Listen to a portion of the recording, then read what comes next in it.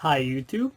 Before I start my mini rant, I figured I should probably introduce the idea because it's a idea I had after watching some Vlogbrother and Crash Course videos.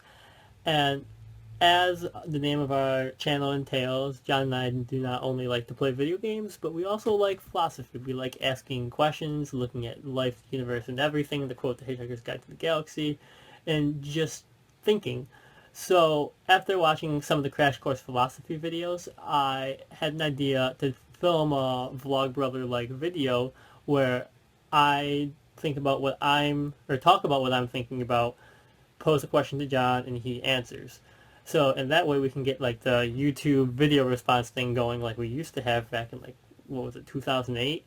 But basically that's the entire concept. The comment section will be left open because John and I are just people who like to read a lot, and you probably see the world extremely differently than either of us. And we'd love to hear from people and see what they think about our concepts of the world. And without further ado, here is the first mini rant ever.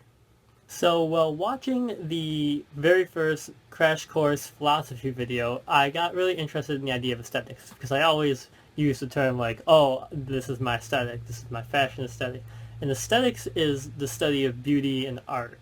Aesthetics can also be applied to cultural objects like architecture and cars, things that attract our attention. Over the years, there have been many philosophical debates talking about aesthetics and beauty, what beauty is, what attracts our attention. Really famous philosophers like Immanuel Kant, Wilhelm Wundt, blanking on more names, but there's a ton of them. So what I was thinking about in this is just, is there a true idea of beauty? Like, is there some pinnacle of beauty that all humans somehow know about? And when we make art, when we create things, is it a imitation of this beauty, even if we've never seen it? And if so, if this beauty does exist, is there a way in which maybe like in Carl Jung's collective human subconscious idea that we all know what it is.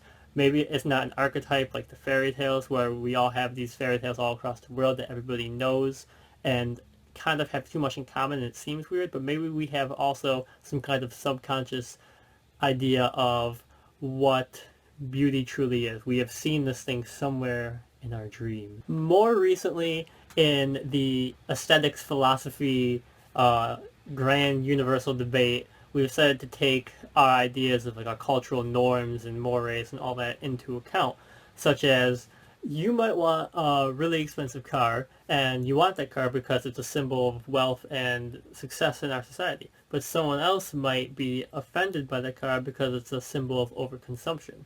So, do we learn things in that way? Is our sense of aesthetic really just what we learn in society from how we're raised and what we see around us? Or is there a true beauty in the world somewhere, or in the universe, in the cosmos that exists? Is the cosmos itself maybe true beauty? Some mathematical studies have tried to create formulas that take subjectivity into account while seeing what is beautiful.